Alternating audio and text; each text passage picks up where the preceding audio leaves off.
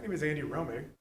I teach medieval studies, and I'm here to talk to you about an obscure 9th century poem. But let me tell you what makes me furious. Lies. Lies make me furious. But what makes me even more furious than lies are when people lie to themselves and begin to believe those lies. Let me give you an example. Here is our president writing his speech. No, he's not. He's curling up his notebook because there's nothing written there. I wrote it 3 weeks in advance, it says. No, he didn't. It's a lie. This is the newly minted dictator of Turkey. Another lie. What irritates me are not the 100,000 likes that Trump's tweet received. It's the fact that these guys have begun to believe the lies that they tell. So what do I do about it? I tell obscure stories about the 9th century. But here's one story that I think is quite relevant and instructive to us. It has to do with the dictator who ruled over most of Europe during the early 9th century, around the year 800, Charlemagne. Now, this picture is a lie too. Charlemagne never wore togas. He never wore the laurel wreath. What this image is saying is, I am a Roman emperor. I am godly. I am just as powerful and authoritative as the emperors of old, as you can see from the coin that it's copying, or the kind of coin that it's copying on your right. But there's one key difference about this case, and that's that this is the only image from Charlemagne's reign that we have. And it comes from 1 year of one minting of coin. The Roman emperors, on the other hand, bombarded their citizens with their images. You can see this in any art museum today.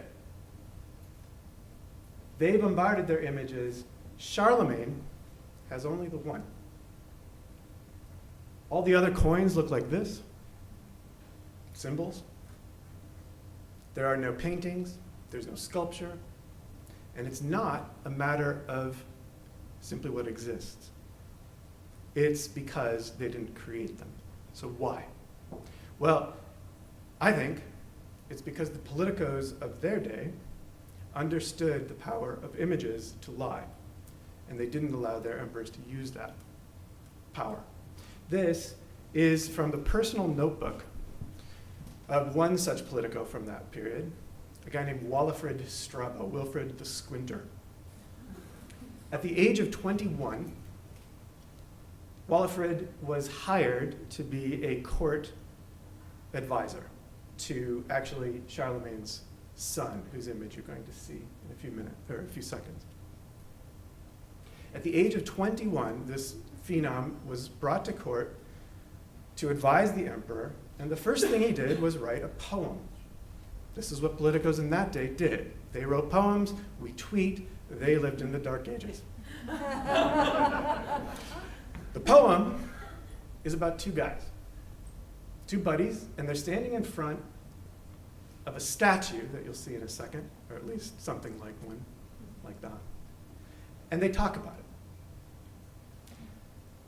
The two guys are Strabus and Scintilla. Strabus, Strabo's, Walfrid's alter ego, Squinty, and Scintilla, Sparky. So Squinty and Sparky are talking about this guy. What do you think it means? And I'm only barely paraphrasing. I'm serious. Well, that's a Roman emperor.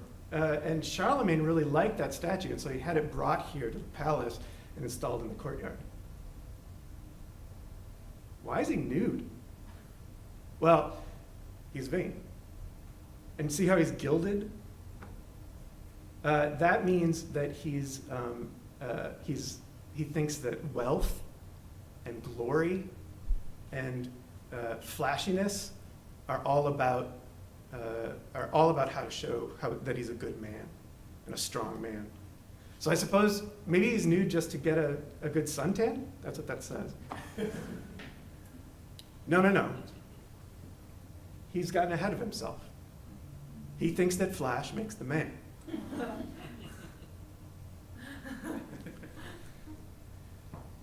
It's kind of like worshiping images, he says. When you create an image like this, it tricks the viewer into thinking that there's actual power in that object. That the lie of the image is actually real. And when that happens to emperors, when emperors believe in their idols, bad things can happen. And so the lesson here is what we need to do is control the artists. Artists are the first line of defense. Artists create pictures that emperors can believe, and if they create them irresponsibly, emperors will begin to believe in their godliness. We can't have images of emperors looking as though they are gods. They're not gods, they're human. Yeah, says Squinty, I get it. I get it. We shouldn't have our artists do anything but depict our emperors as they are. And he says this line at the end. Let your Colossus depart, O Rome, it's just too much. Now who lives in the Dark Ages?